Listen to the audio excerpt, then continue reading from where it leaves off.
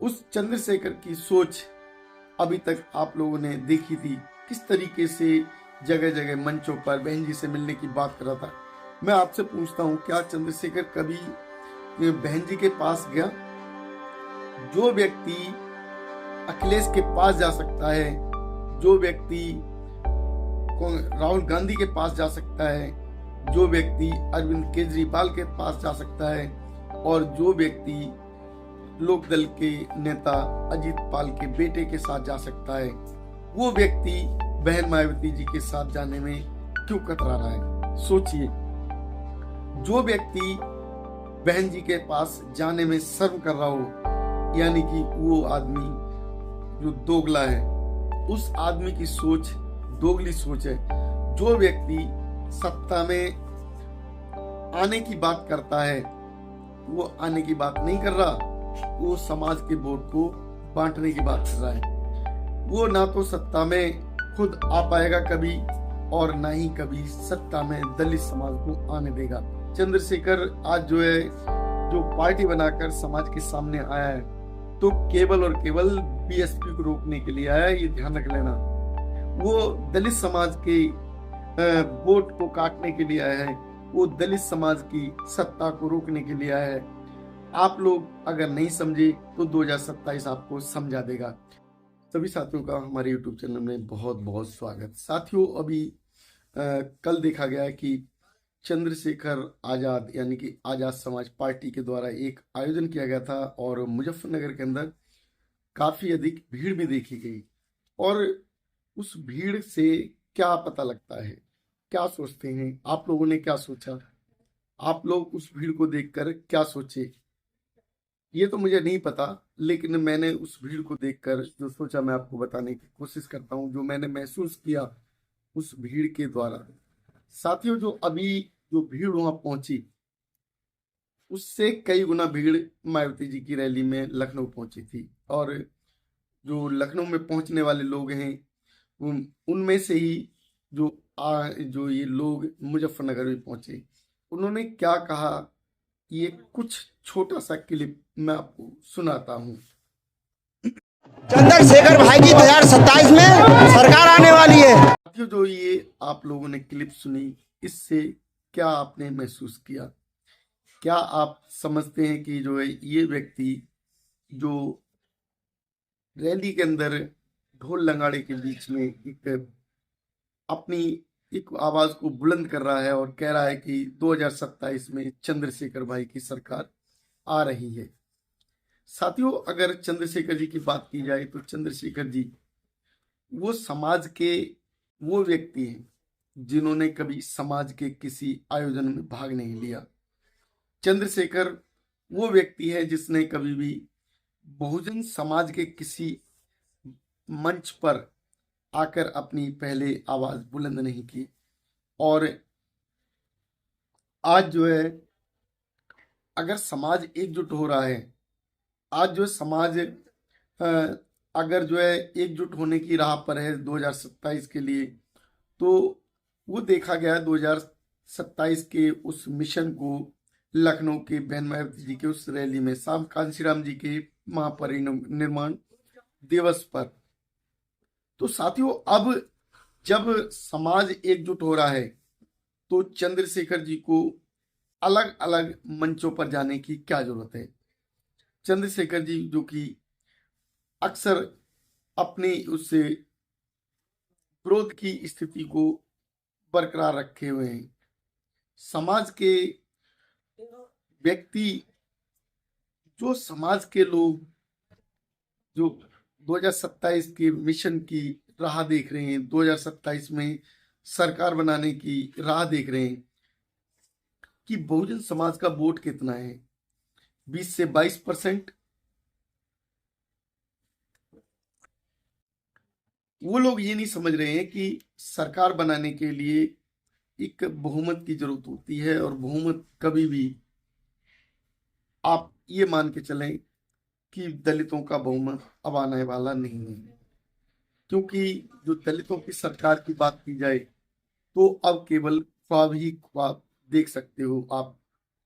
आप जो है दलितों की सरकार लाने की बात करते हो, तो वो तो इस समय मुमकिन नहीं दिखाई दे रहा, क्योंकि जिस तरीके से आप ये आज जो है देख रहे हैं कि बीजेपी सरकार मशीनों से छेड़खानी कर रही है, मशीनों के साथ कुछ भी करने को तैयार है। और अभी 2027 के मिशन को जो कि बीजेपी के लिए तैयार कर रहा है चुनाव आयोग, एसआईआर कराने के बाद क्या लगता है कि 2027 में दलितों की सरकार बन सकती है? अगर एसआईआर की बात की जाए तो अभी का जो एसआईआर ये बताता है कि लोग अभी तक जो है एसआईआर के फॉर्म तक तो भर नहीं पाए। अगर लोग फॉर्म नहीं भर पाएंगे तो उनका वोट कैसे बनेगा? अभी ये सोच रहे हैं कि 2027 में चंद्रशेखर जी की सरकार बनेगी। अरे भाइयों, आपको ये तो पता ही होना चाहिए कि वोट अगर दो पार्टियों में बढ़ जाएगा तो कभी सरकार दलितों की नहीं बन पाएगी। इससे पहले देखा गया है कि किस तरीके से जो दलित समाज एकजुट हुआ था और उसके साथ ओबीसी समाज में और जो जनरल समाज के द्वारा जो भागीदारी आई थी निकलकर, उसके द्वारा बहन मायावती जी ने सरकार बनाई और अच्छा शासन चलाया। जब अच्छा शासन बहन मायावती जी ने दिया तो फिर दलितों को ये सोचना चाहिए कि उनका जो जो दूसरा मसीहा निकल कर आया चंद्रशेखर रावण, उसको दूसरी पार्टी बनाने की क्या जरूरत थी? क्या मायावती जी जो अच्छा शासन अच्छी सत्ता चलाकर दलितों को लाभ दे रही थी, दलितों को हर तरीके से उनके हित की बात कर रही थी, तो क्या दलितों को दूसरा अपना ऐसा रहनुमा चुनने की जरूरत थी क्या? अगर देखा जाए कि जो 20-22% वोट अगर दो जगह बढ़ जाता है तो क्या हम सत्ता में हासिल अपना जो है मुकाम कर सकते हैं? क्या 2027 का जो सपना सपना ही नहीं रहेगा? अभी जब बीएसपी की रैली हुई थी लखनऊ में तो लगभग 18 से 20 लाख लोगों की भीड़ देखी गई थी। और अब चंद्रशेखर जी जो बढ़ा चढ़ाकर उनके जो रहनुमा, उनके जो है जो प्रचारक, वो 50 लाख की भीड़ मुजफ्फरनगर में बता रहे हैं। अब 50 लाख की भीड़ अगर मुजफ्फरनगर में आती है तो जाहिर है सत्ता तो चंद्रशेखर की बनेगी। लेकिन अब मैं उन अंधभक्तों से ये पूछना चाहता हूं कि जो आप 50 लाख की भीड़ दिखा रहे हो, 50 लाख की भीड़ पूरे मुजफ्फरनगर में भी आ सकती है क्या? क्या पूरा मुजफ्फरनगर 50 लाख की भीड़ लेकर समाने की क्षमता रखता है? अभी लोगों को यही नहीं पता कि मुजफ्फरनगर कितना सा एरिया है। अब देश के अंदर अगर जो है आबादी की बात की जाए तो जो दलित समाज की जो आबादी लगभग 87% के करीब तो नहीं है, जो कि बिहार में है। अब उत्तर प्रदेश में जो दलितों की आबादी है, अगर SC ST OBC तीनों को मिला लिया जाए तो करीब 70% के करीब बनती है। अगर 70% लोग एकजुट हो जाते हैं तो सत्ता हासिल कर सकते हैं। लेकिन आप ये देखिए कि जब जो है बहन मायावती जी अभी शासन सत्ता चलाने के लिए मौजूद है तो दलित समाज को आजाद समाज पार्टी के पाले में जाने की क्या जरूरत है? अब आप ये सोचिए कि अगर मायावती जी सत्ता के लिए अभी मौजूद थी तो चंद्रशेखर को दूसरी पार्टी बनाने की क्या जरूरत थी? सोचिए, बीजेपी उसकी अपनी एक पार्टी और करीब 42 उसकी छोटी छोटी पार्टियां और दल मिलकर उस सरकार का साथ देते हैं। उसी तरीके से कांग्रेस की बात की जाए, कांग्रेस के साथ छोटे मोटे जो दल जो है वो साथ पहुंच जाते हैं। लेकिन अगर जो दलित समाज की बात की जाए, दलित समाज की एक पार्टी बहुजन समाज पार्टी, उसके साथ देने के लिए जो चंद्रशेखर जो जगह जगह अपनी आवाज उठाता घूम रहा था अब तक कि जो है वो बहन जी से मिलना चाहता है, बहन जी उनसे मिलना नहीं चाहते। तो मैं उस चंद्रशेखर के बारे में बता दूं कि मैंने चंद्रशेखर जी की 2 बार मीटिंग अरेंज कराई बहन जी से। अब चंद्रशेखर जो कि कभी भी मिलना ही नहीं चाहता, चंद्रशेखर केवल लोगों को बरगलाने के लिए वो सत्ता में आया है। और ये जो बीजेपी का तैयार किया हुआ एक मोहरा है।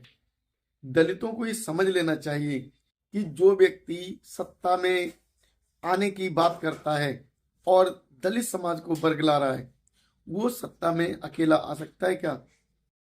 आधा समाज बीएसपी के साथ, आधा समाज चंद्रशेखर के साथ चले जाएंगे तो केवल और केवल समाज के पास ठुकाई और पिटाई का रास्ता बचता है।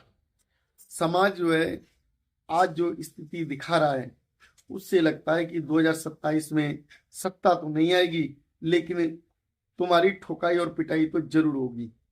क्योंकि जिस तरीके से तुम काम कर रहे हो, जिस तरीके से तुम अलग अलग मंचों पर पहुंच जाते हो, एक दोगला चेहरा अपना दिखाते हो, कभी बीएसपी के साथ, कभी एएसपी के साथ, तो कभी तुम्हारी सत्ता आने वाली नहीं है। जो लोग आज ये ख्वाब देख रहे हैं 2027 में चंद्रशेखर, अगर इसी तरीके से स्थिति रही तो सत्ता की तो बात अलग रही, तुम्हारे अपनी सीटें भी नहीं निकलेंगी। किसी भी तरीके से आप जो है अपने आंकड़े लगा लो। आप ये सोचिए कि जो है जब एकजुट हो गया था समाज तो सत्ता हासिल की थी, और आज जो है समाज 2 धड़ों में बटा हुआ है, तो सत्ता कैसे हासिल कर लेगा? अभी तक जो है जो चंद्रशेखर कभी कांग्रेस के मंच पर, कभी आजाद समाज पार्टी लोक दल के मंच पर, कभी आम आदमी पार्टी के, कभी समाजवादी पार्टी के, अलग अलग मंचों पर जो आदमी पहुंचता हो वो सत्ता हासिल कैसे कर सकता है? उस व्यक्ति की सोच ही नहीं है सत्ता की। अगर चंद्रशेखर की सोच सत्ता के लिए होती तो वो केवल और केवल अपने बहुजन समाज के मंच पर जाता। बहुजन समाज पार्टी जो है वो बहुजन समाज की पार्टी है, और जो अभी आजाद समाज पार्टी अगर जो दिखाई दे रही है ये केवल चमचों की पार्टी है। जो समाज के लोग अपने आप को चमचागिरी करके चमकाने की कोशिश कर रहे हैं तो उनकी राजनीति चमकने वाली नहीं है। आने वाला जो 2027 आपको आईना दिखा देगा कि यदि आप नहीं समझे, यदि आप अभी से मेरी बात को ध्यान से समझ लेना, अगर आपने एक दल का साथ नहीं दिया तो कभी भी आपकी सरकार नहीं बनेगी। और रही बात चंद्रशेखर की, चंद्रशेखर केवल बीजेपी का मोहरा है, और वो ना तो आपकी सरकार कभी बनने देगा और ना ही आपको कभी सत्ता में आने देगा। उस चंद्रशेखर की सोच अभी तक आप लोगों ने देखी थी, किस तरीके से जगह जगह मंचों पर बहन जी से मिलने की बात कर रहा था। मैं आपसे पूछता हूं, क्या चंद्रशेखर कभी बहन जी के पास गया?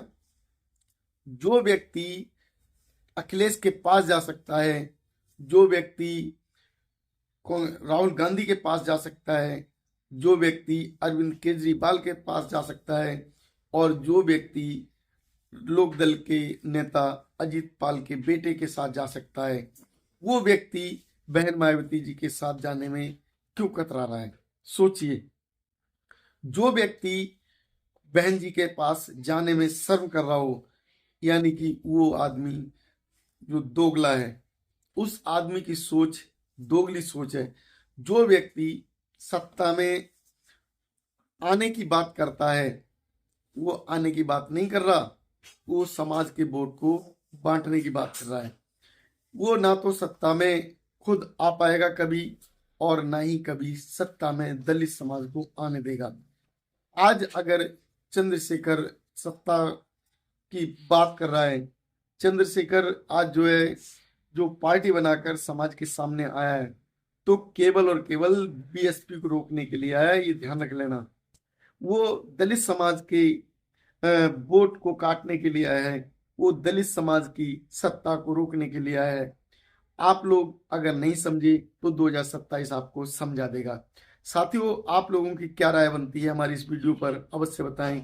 यदि आप लोग हमारे इस वीडियो पर नए हैं तो अगर वीडियो आपको पसंद आए तो उसको लाइक करें और शेयर करें। यदि आप लोग हमारे इस चैनल पर नए हैं तो चैनल को सब्सक्राइब करें और दूसरे लोगों को अपने इस मिशन में, अपने इस चैनल पर लाने की कोशिश करें।